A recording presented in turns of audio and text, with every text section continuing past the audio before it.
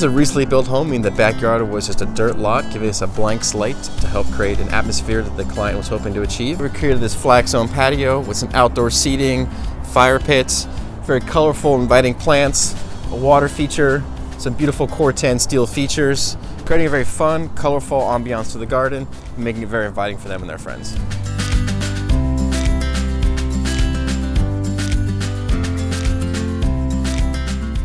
So there's some fun and interesting custom elements that we created in the garden.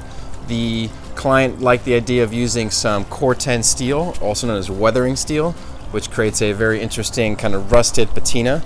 And we created a couple raised beds and some small retaining walls to emphasize those steel elements in the garden. So here's the cor-ten raised bed that we built, that we welded at our shop and brought it here on site. It is 16 gauge cor-ten steel that came in several pieces that we welded, created this nice little lip, and then once we had it on site, we applied our vinegar solution to accelerate the rusting process and create this natural kind of patina. And even though it may look like the steel is rusting, this type of steel is called weathering steel, which actually the rust creates a protective layer to the steel so it doesn't rust over time. So to match the raised bed cor-ten theme in the garden, we also built these small retaining walls out of cor-ten as well. And they're more or less strictly decorative to also create some change in height in the garden and also create a really cool cascading effect of the plants hanging over the side.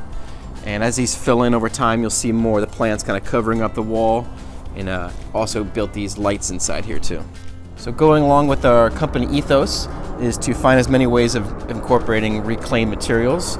We utilized some salvaged redwood logs that we milled and turned into these benches, and welded some custom metal supports, and they're cemented into the ground here, creating a nice seating area around the patio and for the fire pit.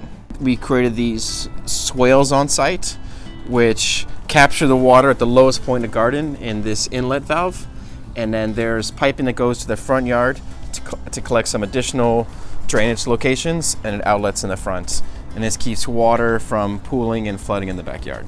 One of my favorite ways of doing a water feature is with a small, simple recirculating fountain like this with a hidden basin so you don't see any of the water reservoir, with a small pump in the bottom that recirculates and emphasizes this beautiful ceramic pot.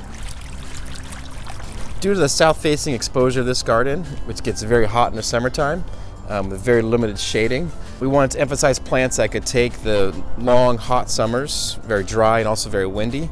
So we incorporated some very drought-tolerant, desert-themed plants in the garden, as you can see, including some manzanita, some ceanothus, some California fuchsia, some native grasses, some very heat-tolerant, hardy plants.